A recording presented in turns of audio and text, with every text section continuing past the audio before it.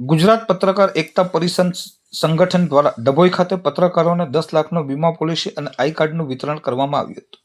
ગુજરાત પત્રકાર એકતા પરિષદ સંગઠન દ્વારા સમગ્ર ગુજરાતના આશરે 10,000 પત્રકારો સંગઠન સાથે જોડાયેલા હોય પ્રજાજનોની જન સમસ્યાઓ ઉજાગર કરનાર પત્રકારો માટે પત્રકાર એકતા પરિષદ અધ્યક્ષ લાલુભાઈ કોતરાડિયા દ્વારા પત્રકારોના હિત અને પરિવાર માટે તમામ જોડાયેલ સભ્યોને માટે 10 લાખના વીમા પોલિસી વિનામૂલ્યે કાઢી આપવામાં આવી હતી. જે અંતર્ગત આજરોજ ડભોઈ સર્કિટ હાઉસ ખાતે ગુજરાત પત્રકાર એકતા પરિષદના મંત્રી નિલેશભાઈ પાઠક, જિલ્લા પ્રમુખ ઘનશ્યામભાઈ પટેલની ઉપસ્થિતિમાં ડભોઈ શહેર તાલુકાના પત્રકારો સંગઠનમાં જોડાયેલા છે તેઓને 10 લાખની વીમા પોલિસી અને આઈ કાર્ડનું વિતરણ કરવામાં આવ્યું હતું.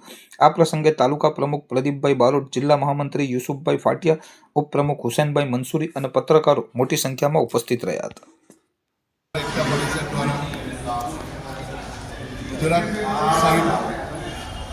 આશરે આ સંઘમાં 10,000ની આસપાસ પત્રકારો જોડાયેલા છે.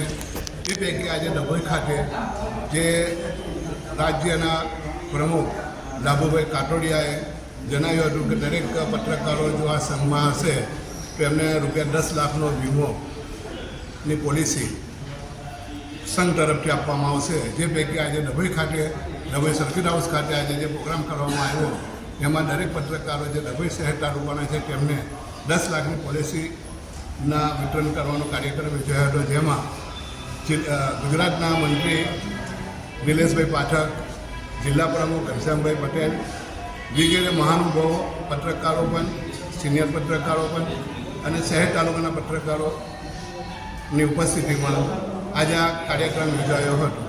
અને કાર્યક્રમને સફળ બનાવવા તાલુકાના પ્રમુખ શ્રી પ્રદીપભાઈ બારોટ તેઓની ઉપસ્થિતિમાં હાજર રહ્યા અને દરેકને આઈ કાર્ડ પણ સાથે સાથે આપવામાં આવ્યા છે. Thank you.